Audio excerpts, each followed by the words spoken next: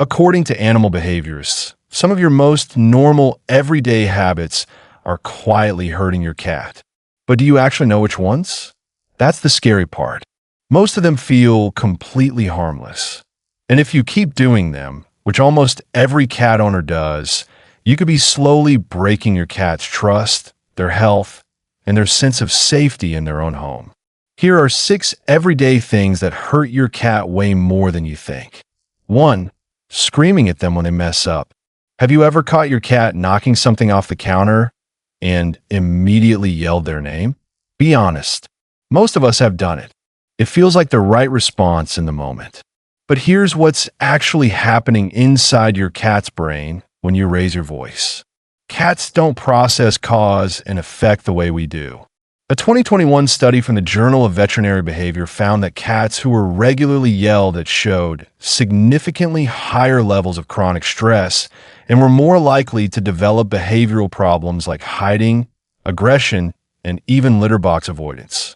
They're not learning, "I shouldn't do that." They're learning this person is unpredictable and unsafe. And that's the part that breaks my heart, because you're not trying to hurt them. You're just reacting. But your cat doesn't understand your intention. All they register is the volume, the tone, and the energy. And over time, that doesn't correct behavior. It quietly destroys the bond between you two. Think about it.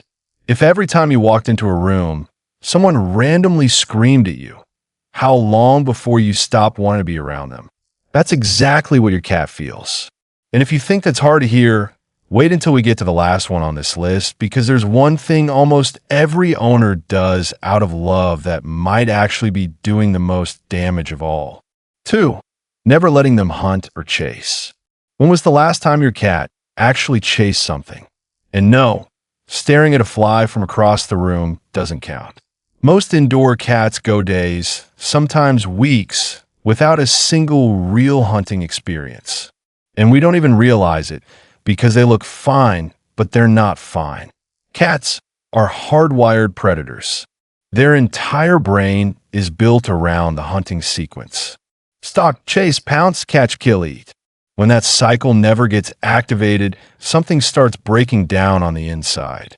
A study published in the Journal of Feline Medicine and Surgery found that cats without regular play stimulation showed increased rates of obesity, aggression, over-grooming, and depression-like symptoms. So that cat who just sleeps all day and seems low maintenance, there's a good chance they've just given up. They're not lazy. They're mentally starving. And the fix isn't complicated. Just 10 to 15 minutes a day of interactive play with a wand toy. Something that mimics real prey movement can completely transform your cat's mood, energy, and connection with you. You'll start seeing a cat you didn't even know was in there. And before we jump to the next one, if this is making you rethink how you treat your cat, hit like and subscribe. It's the best way to help other cat owners see this too. 3. Only feeding them dry kibble. What if the food you've been giving your cat every single day is slowly dehydrating them from the inside out? Sounds dramatic, but it's not. Here's something most people don't know. Cats are desert animals. Their ancestors evolved to get almost all of their water from the prey they ate. That means your cat's natural instinct to drink water on their own is extremely low. They're just not built for it. So when their entire diet is dry kibble, which contains about 10% moisture, they're living in a state of chronic low-level dehydration, and most owners never notice. A study from the Journal of the American Veterinary Medical Association found that cats on dry-only diets had significantly lower total water intake compared to cats eating wet food, even when fresh water was freely available. Over time, that chronic dehydration puts serious pressure on their kidneys and urinary tract. It's one of the leading contributors to kidney disease in cats, which is the #1 cause of death in older cats. And the frustrating part, it's so easy to prevent. You don't have to throw out the kibble entirely. Even mixing in some wet food a few times a week makes a massive difference. You're basically giving their kidneys a fighting chance just by changing one meal. for petting them in all the wrong spots. Ever been petting your cat and out of nowhere they bite you and you're sitting there like, what did I do?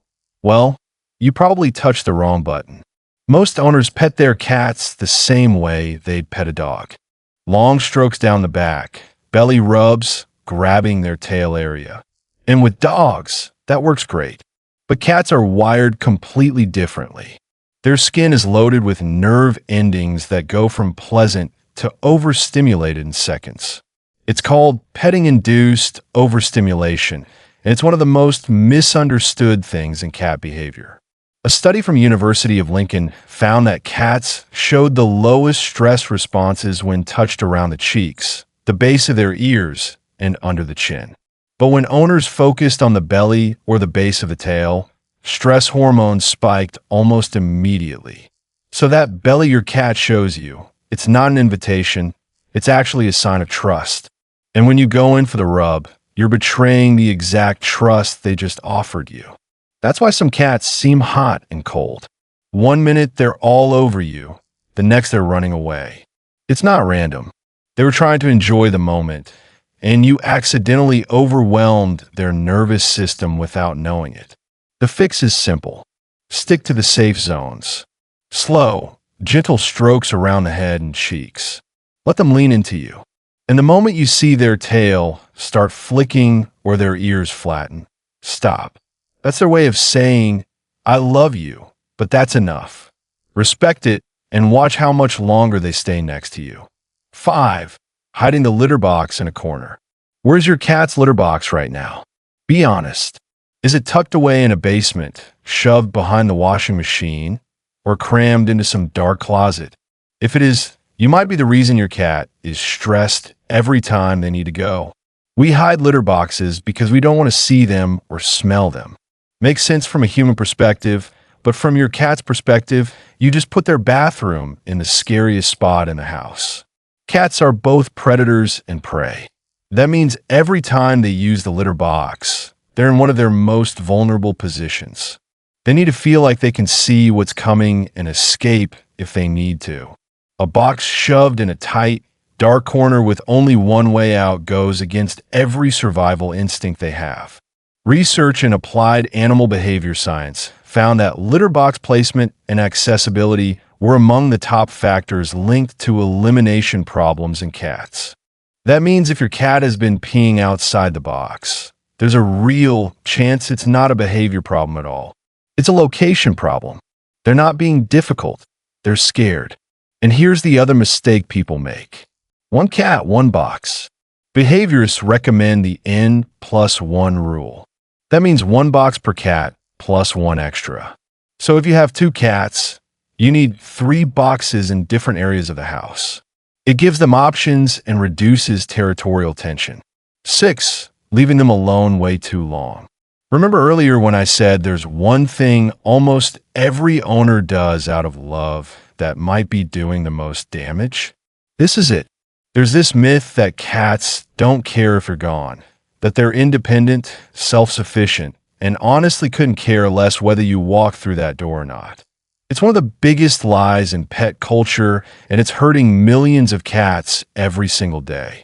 A 2020 study published in Current Biology found that cats form genuine attachment bonds with their owners, similar to the bonds dogs and even human infants form with their caregivers. When researchers separated cats from their owners and then reunited them, the cats showed clear signs of secure or insecure attachment, depending on the quality of the relationship. This isn't opinion. This is science. So when you leave for 10, 12 hours a day and come home to a cat that seems fine, they might not be fine at all. Cats who experience prolonged isolation can develop anxiety, depression, over grooming, appetite changes, and even litter box problems. They just suffer in silence because that's what cats do. They don't bark at the door. They don't destroy your shoes. They withdraw. And that silence tricks us into thinking everything's okay. The truth is, your cat waits for you. They notice when you're gone, and they feel it more than they'll ever show. You don't need to be home 24/7, but small things matter. Leave enrichment out before you go. Rotate toys. Create window perches so they can watch the world. And when you come home, don't just walk past them. Sit down. Be present. Give them 5 minutes of real connection. Because to your cat, you're not just their owner. You're their entire world. And they just want to know you're coming back.